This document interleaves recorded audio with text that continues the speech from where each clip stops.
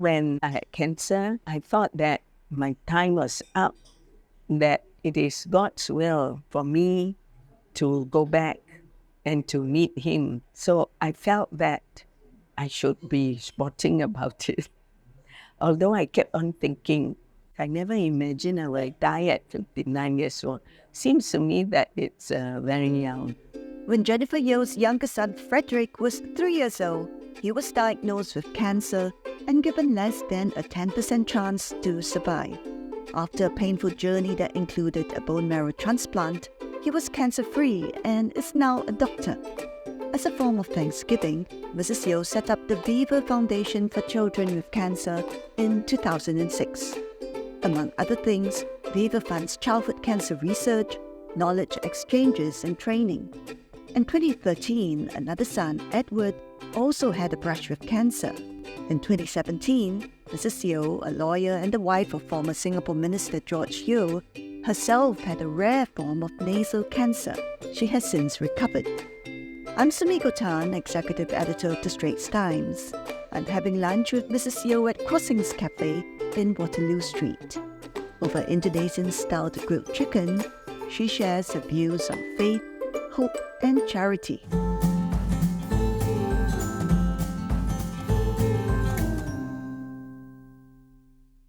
Could you share with us when Freddie got leukemia, what it was like as a mother?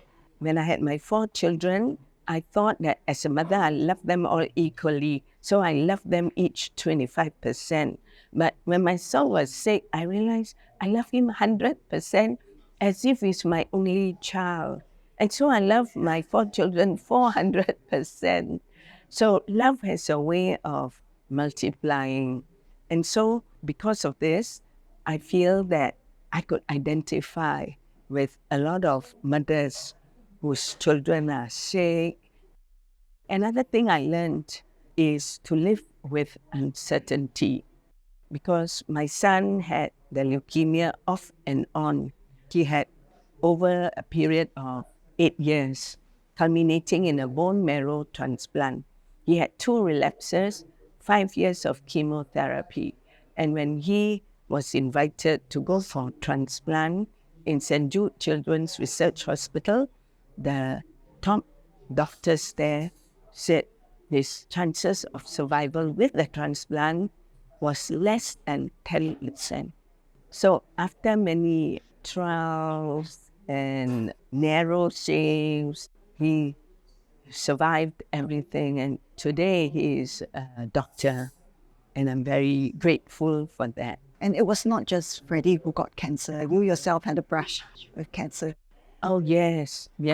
I had a very serious and big tumor growing in my sinus, which they call the sinonasal undifferentiated carcinoma. It's very deadly. The survival rate is extremely low. My family decided to take me to MD Anderson, the biggest cancer hospital in the world, to try for a cure. I went to Mexico to extend my visa and also to pray at the pilgrimage site of where Our Lady of Guadalupe appeared. And when I came back to Houston on September 7th, I went for the scan and the radiologist wrote, the tumor has virtually melted away. There was no more trace of any more tumor in the MRI. And so that is why I feel very thankful that I'm still alive. And you had another son who had a brush with cancer. Yes, that's right. That was Eddie. Yes, and that was also another miracle, because the symptom was pain in the left clavicle, and doctors couldn't find out the reason why.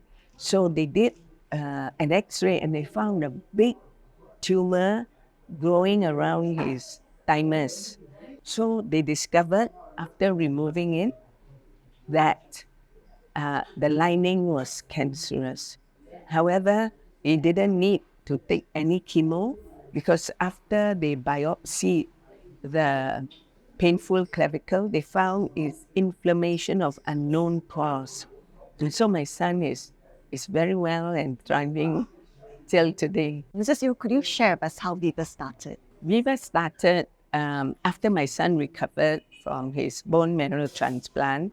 Viva does activities involving education of doctors and nurses, and also involving translational research, which is actually medical treatment with the collection and analysis of data.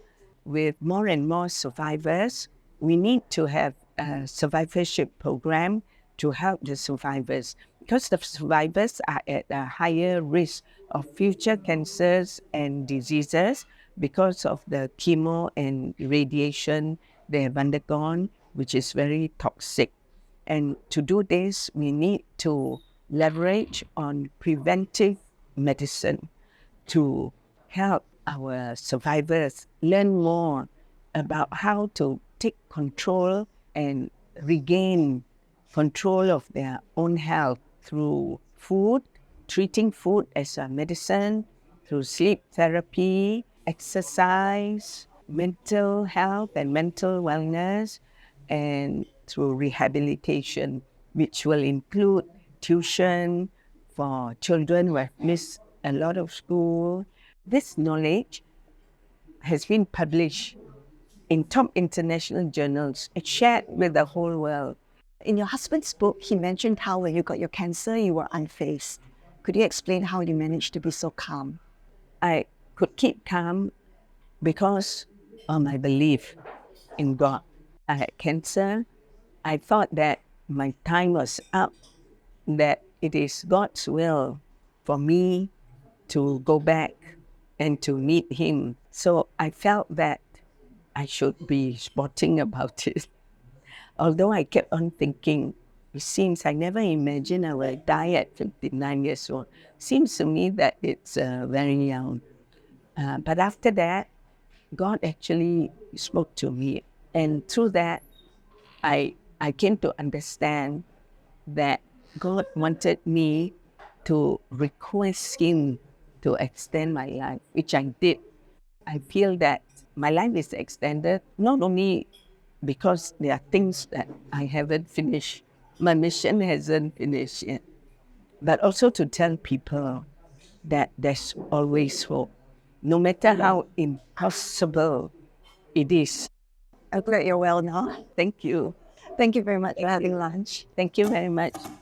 My family is actually restaurant standard, I can say. So we do coffee shops, store, to make the price more affordable.